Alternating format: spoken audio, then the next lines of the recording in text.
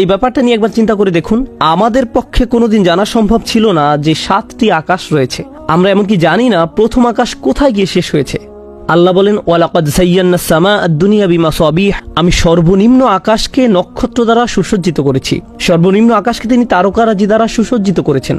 বর্তমানে আমাদের কাছে যত ধরনের টেলিস্কোপ আছে, যত ধরনের টেকনোলজি আছে, যত কিছুর মাধ্যমে আমরা এখন বিলিয়ন বিলিয়ন আলোকবর্ষ দূরের জিনিস সম্পর্কে জানতে পারছি, আমরা তো সর্বত্র তারকারাজি দেখতে পাচ্ছি। তাহলে এই সংজ্ঞা অনুযায়ী আমরা আসলে যা দেখছি, ইউনিভার্সের যত গহীনেই তাকাই না কেন, এই সব কিছু আসলে প্রথম আকাশের অংশ। আর আল্লাহ আমাদের বলছেন 7টি আকাশ রয়েছে। আল্লাহ কোরআনে আমাদের যে তথ্য জানিয়েছেন, মানুষের পক্ষে এটা কোনোদিনও জানা সম্ভব হতো না। কোনো মানুষ জানে না যে আমাদের মৃত্যুর পর কি হবে। আমি আর আপনি কিভাবে জানবো আমাদের শরীরের কি হবে, কোন ধরনের প্রশ্নের সম্মুখীন হব, পুনরুত্থান দিবসে কি হবে, বিচার দিবসের প্রকৃতি কেমন হবে, কোন কোন প্রশ্ন করা হবে, আমাদেরকে কেমন দেখাবে, আমাদের শেষ ঠিকানা কোথায় হবে, ঘটনাগুলো একের পর এক কিভাবে সংঘটিত হবে, জান্নাত দেখতে কেমন, জান্নাত কাকে বলে, এর বর্ণনা কেমন, কোন ধরনের মানুষ এতে বসবাস করবে, তারা কোন ধরনের কথাবার্তা বলবে। আবার বলছি, ঐতিহাসিকদের এবং মানবজাতির অতীত কোনো ঘটনার জ্ঞান থাকতে পারে এবং বর্তমানের জ্ঞান থাকতে পারে, কিন্তু আল্লাহর এমনকি ভবিষ্যতেরও জ্ঞান রয়েছে। সুদূর ভবিষ্যতে জান্নাতের মানুষদের মাঝে কোন ধরনের কথোপকথন হবে সেটাও আল্লাহ ইতিমধ্যে জানেন। আর আল্লাহ আমাদেরকে তা এমনভাবে বলেছেন যেন ইতিমধ্যে সেটা ঘটে গিয়েছে। বুঝতে পেরেছেন? ওয়াকানা ওয়াদাম মাফউলা, এ ওয়াদা তো পূর্ণ হওয়ারই কথা ছিল। আল্লাহ যে কত বেশি জানেন এটি শুধু তার একটা ইঙ্গিত মাত্র। আমরা কেমন করে ফেরেশতাদের কথা জানতাম? আমি আপনি কিভাবে জানতাম? ওয়ায়ুরসিলু আলাইকুম হাফাজা, তিনি প্রেরণ করেন তোমাদের কাছে রক্ষণাবেক্ষণকারী। কিভাবে আমরা জানতাম যে 2 কাঁধের ফেরেশতারা আমাদের সকল কর্ম লিপিবদ্ধ করেছেন? কিরামান কাতিবিন, সম্মানিত লেখকবৃন্দ।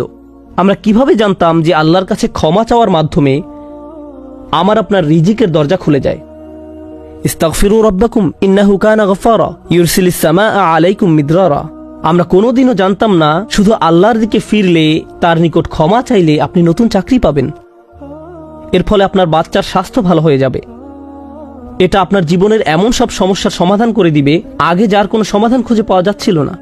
আর আল্লাহ এটাই বলছেন, ওয়ায়ুমদিদকুম বিআমওয়ালিন ওয়া বানিন ওয়া ইয়াজআল লাকুম জান্নাতিন ওয়া ইয়াজআল লাকুম আনহারা। আমাদের পক্ষে কোনোভাবে এই জ্ঞান অর্জন করা সম্ভব ছিল না। কোনো বিজ্ঞান, কোনো রিসার্চ, কোনো ল্যাবরেটরি এটা আবিষ্কার করতে পারতো না।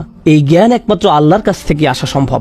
অবশ্যই সব রহস্যের সবচেয়ে বড় রহস্য, আমরা কিভাবে জানতাম কে আল্লাহ, তিনি কোন ধরনের প্রভু, কোন ধরনের রব, তিনি আপনার আমার সাথে কোন ধরনের সম্পর্ক চান।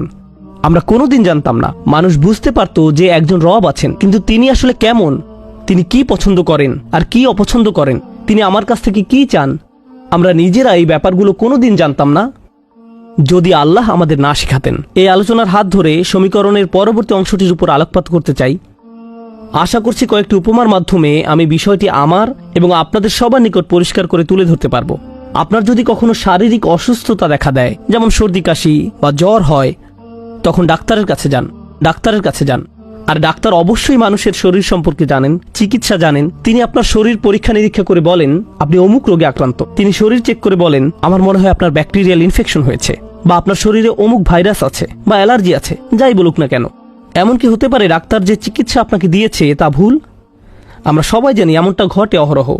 তিনি হয়তো আপনার অন্য সমস্যাগুলো চেক করেননি, লিভার পরীক্ষা করে দেখেননি, তিনি শুধু আপনার হার্ট রেট বা অন্য কিছু পরীক্ষা করে দেখেছেন। তাই তিনি ধরতে পারেননি যে সমস্যাটা আসলে অন্য জায়গায় ছিল।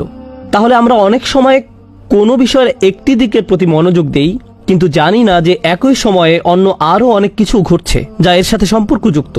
মেডিকেলের জগৎ থেকে আরেকটি উদাহরণ দিচ্ছি, যদিও আমি দূরতমভাবেও চিকিৎসা পেশার সাথে জড়িত নই, শুধু একটি উদাহরণ দিচ্ছি মাত্র।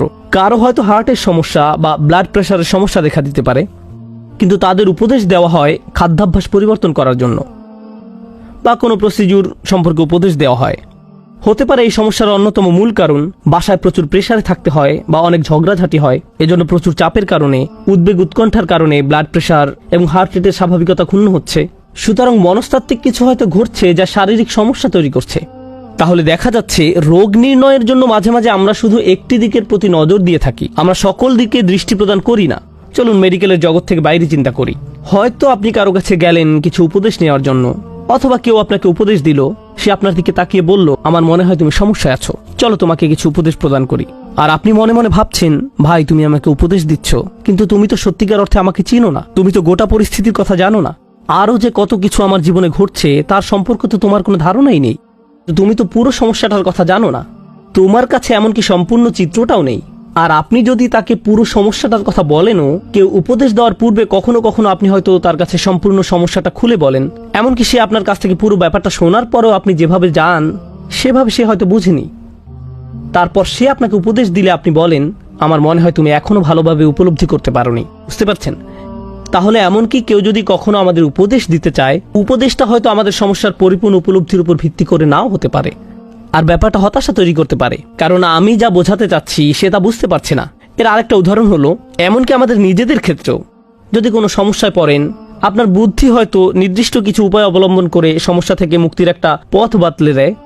আপনি নিজেকে বলেন, আমাকে অমুক অমুক কাজটি করতে হবে।